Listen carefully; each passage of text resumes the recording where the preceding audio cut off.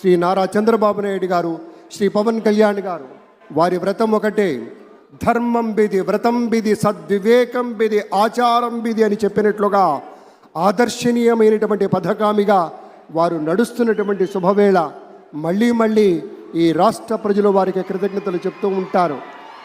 మన చంద్రబాబు గారు, మన పవన్ కళ్యాణ్ గారు ప్రత్యేకంగా కృతజ్ఞతలు చెప్పారు. అలాగే వేదికకి కుడివైపునున్నటువంటి ప్రముఖులు అందరి దగ్గరికి కూడా పేరు పేరున వెళ్ళి పలకరిస్తున్నటువంటి శుభవేళ. పద్మభూషణ్ మన megastar Chiranjeevi, megastar power star, అటు మెగాస్టార్ ఇటు పవర్ స్టార్. ఇది అరుదైనటువంటి చిత్రం. అలాగే మన పెద్దలు బాలయ్య బాబు గారు,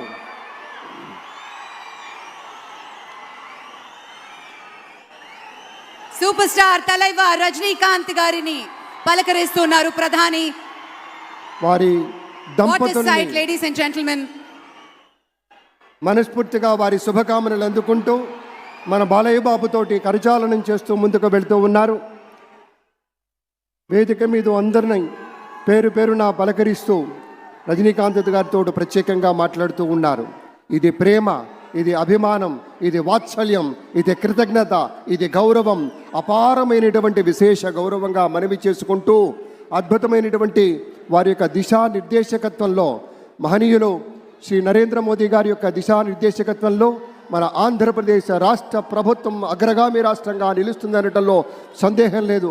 అక్కడ అమిత్ షా గారు, ఇక్కడ మన వెంకయ్య నాయుడు గారు పెద్దలు వారిని పలకరిస్తూ ఉన్నారు. శ్రీ